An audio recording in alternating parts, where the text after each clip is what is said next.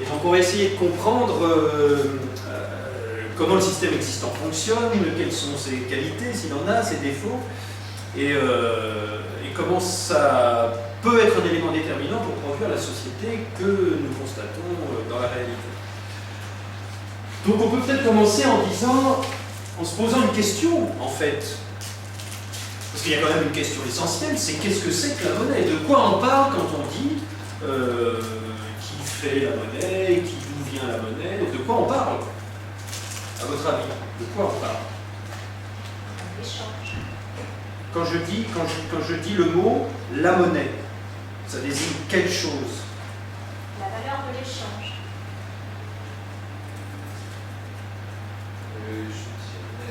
C'est confiance et circulation. Ouais. Ouais, des billets, des pièces, de l'écriture. Ah, on a quelqu'un là qui vient de dire quelque chose d'important, qui vient de décrire un objet. C'est-à-dire, on a tous essayé de donner une définition de à quoi sert la monnaie, quelle est la fonction de la monnaie, c'est pour une représentation des échanges, ça sert à comptabiliser les échanges, etc. Et là, Fabrice nous dit, il y a les pièces et les billets, et il y a des écritures.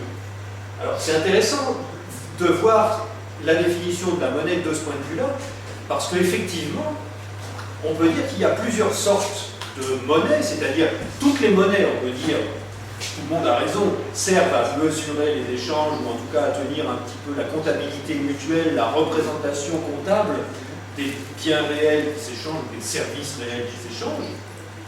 Si je vous achète quelque chose qui vaut 100, je vais vous donner, je vous achète quelque chose, vous allez me donner ce quelque chose, je ne sais pas, 3 heures de formation ou un fauteuil, et moi en échange, je vais vous donner 100 unités comptables. Et donc cette comptabilité-là qui va en sens inverse du bien réel qui circule, c'est effectivement quelque chose qui sert à comptabiliser les échanges. Mais c'est aussi, ça peut avoir une forme différente.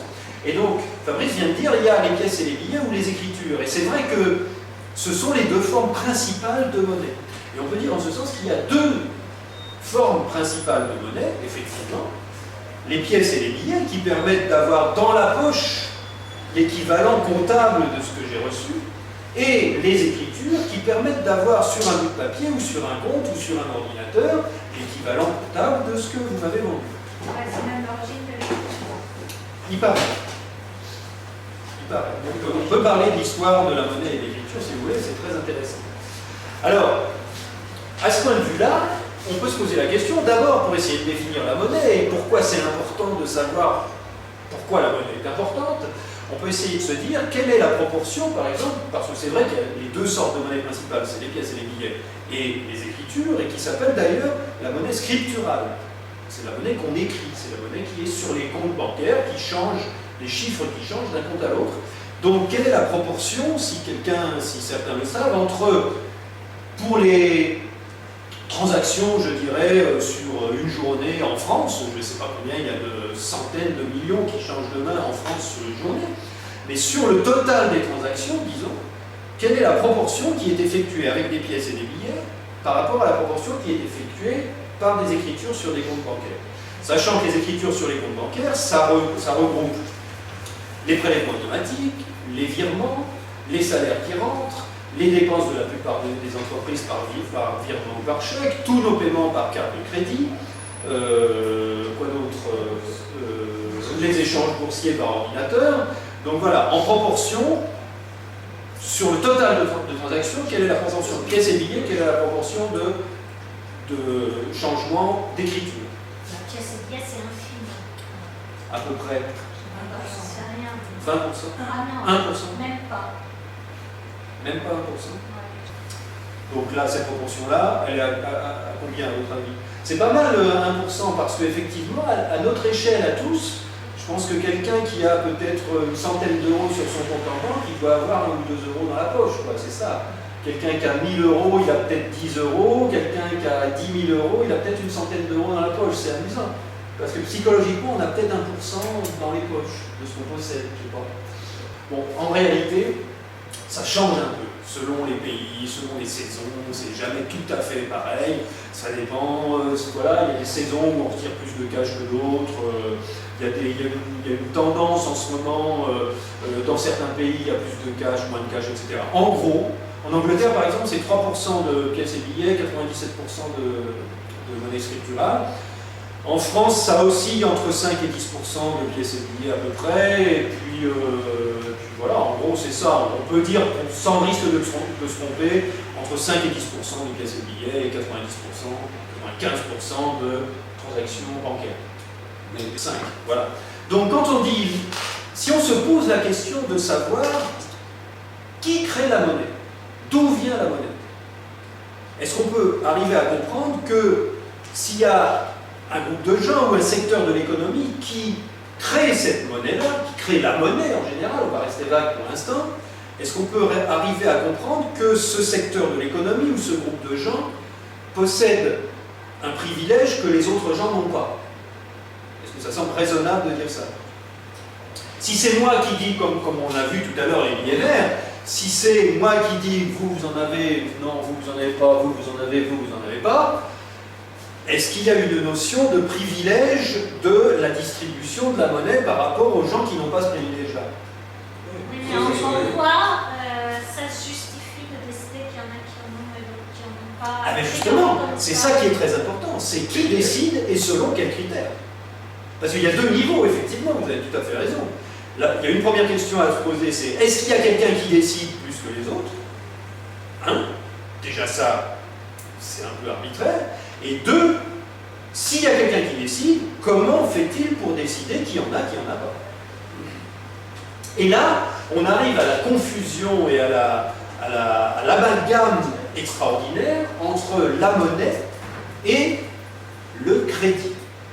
La distribution de monnaie et la distribution de crédit. Vous allez voir pourquoi dans une seconde. Donc si on parle de la monnaie et qu'on dit les pièces et les billets et qu'on dit quelqu'un a le privilège de créer les pièces et les billets, on parle de 5% de ce qui est donné aux gens. Si on parle de la monnaie bancaire, de la monnaie scripturale, on parle de 95% de ce qui est donné aux gens. Quel est le plus important à votre avis? C'est la monnaie bancaire. Bon. C'est ce qui représente 95% de nos dépenses. Alors, cette monnaie-là, la monnaie bancaire, la monnaie qui réside sur nos comptes en banque, comment elle a fait pour venir sur nos comptes en banque? D'où elle vient? Qui l'a créée au départ? C'est ça la question. La question qui tue, c'est la première question. Qui émet et qui distribue la monnaie qui réside sur nos comptes bancaires? 95% de la monnaie qu'on utilise tous les jours. Qui émet et qui distribue cette monnaie-là? Alors, il y a 4 réponses, je vais vous aider un petit peu. La monnaie La monnaie des comptes bancaires. Il y a 4 réponses possibles. C'est un petit QCM qu'on va faire, c'est un quiz, hein. Vous allez essayer de répondre. La première réponse, c'est qui émet et qui crée la monnaie qui réside sur le compte bancaire, c'est l'État. Deuxième possibilité, c'est la Banque centrale. Troisième possibilité, c'est les citoyens. Et quatrième possibilité, c'est les banques ordinaires, les banques commerciales, les banques du coin de la rue, Crédit Lyonnais, etc. Alors, levez la main les gens qui pensent que c'est l'État qui crée la monnaie qui réside sur le compte bancaire. Bon, beaucoup de succès, hein, l'État. Deuxième, qui pense que c'est la Banque centrale française ou la Banque centrale européenne? D'accord, 3 personnes. Qu'est-ce que j'ai dit en 3? Les citoyens. Qui pense que ce sont les citoyens qui créent la monnaie qu'il y a sur nos comptes bancaires? C'est pour ça. Les citoyens, c'est-à-dire, voilà, et un citoyen, il va quelque part et il dit, donnez-moi de la monnaie, j'en veux. Il se fait créer de l'argent pour lui, est-ce que c'est possible? C'est-à-dire émettre des... Quelqu'un qui arrive et qui dit, j'ai 0 sur mon compte en banque, je voudrais 100 000 euros sur mon compte bancaire. Est-ce que c'est possible qu'un citoyen aille quelque part et dise, j'ai pas d'argent, mettez-moi 100 000 euros sur mon compte bancaire, là tout de suite, j'en ai besoin de... C'est possible s'il envoie son service. C'est ça. 200 000 sur 20 ans. Donc ça peut être citoyen. Non. Bah si, un peu. Enfin on va voir, justement c'est de ça qu'on va parler. Bon, c'est bien. Comme ça au moins vous allez apprécier la suite. Et quatrième solution, c'était quoi? Les banques du coin de la rue, les banques privées, les banques secondaires. Banques privées, banques secondaires, banques commerciales, c'est la même chose. C'est les banques, les petites agences du coin de la rue. On a une personne là-bas, monsieur, oui, monsieur, madame ici, madame, non. Non, moi j'ai vu Bon. la banque centrale. Donc, ça me parle. Ok.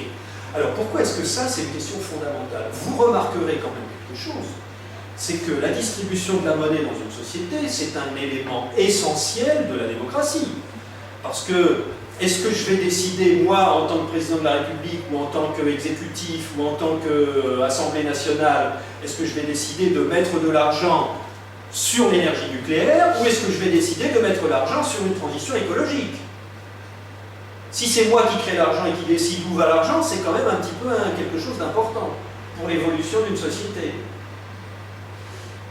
Et ce que vous remarquez, c'est qu'on est là, on est une dizaine ou une douzaine, et on n'est pas d'accord sur qui balance l'argent.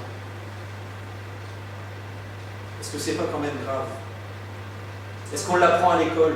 D'où vient l'argent, où va l'argent? Non. Surtout pas. En sciences éco, c'est Non. Surtout Si, pas. Non. En sciences éco, on pourrait y revenir si vous voulez pendant le débat qui aura lieu à la fin. Moi j'ai fait Mais- l'économie, on n'apprend jamais ça. Maintenant j'ai un document là ou terminal éco. Ils apprennent la création monétaire sans aucun commentaire. Ah, celui de la Banque de France, là, le petit livre. Non, il y a le petit livre de la Banque de France. Non, j'ai un cours. Un cours, c'est depuis Moi, l'année j'ai eu dernière. un cours à l'école et j'ai rien compris. Bien sûr, non. J'ai eu un Moi, cours j'ai eu un cours au à lycée, j'ai À la rien limite, ce qu'on apprend, c'est que l'État imprime les billets. Et on apprend les fonctions Voilà. de la monnaie.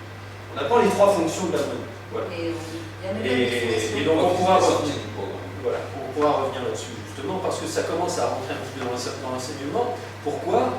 Parce qu'il y a une pression à cause de nous. à cause de nous. À cause de nous, à cause de toutes les vidéos que vous pouvez regarder sur Internet si vous voulez, en tapant argent, Mais tous les aide, étudiants d'Europe ont fait une etc. pétition pour demander Oui, leur cours je soit changé. sais, je sais. À cause de nous, à cause des étudiants qui font des pétitions, à cause de toutes les vidéos qu'on voit, de tous les bouquins qui sortent qui expliquent ça, et ça commence à chauffer un petit peu parce que les populations commencent à se rendre compte que c'est un élément essentiel, évidemment de la richesse ou de la pauvreté des gens, évidemment de la création des inégalités, on l'a vu tout à l'heure, si toi tu as de l'argent et que moi j'en ai pas et que je ne peux pas en avoir parce que je ne peux pas emprunter, je ne vais pas risquer de m'enrichir. Et donc ce sont des éléments essentiels au niveau international également, parce que les mêmes processus se mettent en place aussi au niveau international, et pourtant on ne sait pas.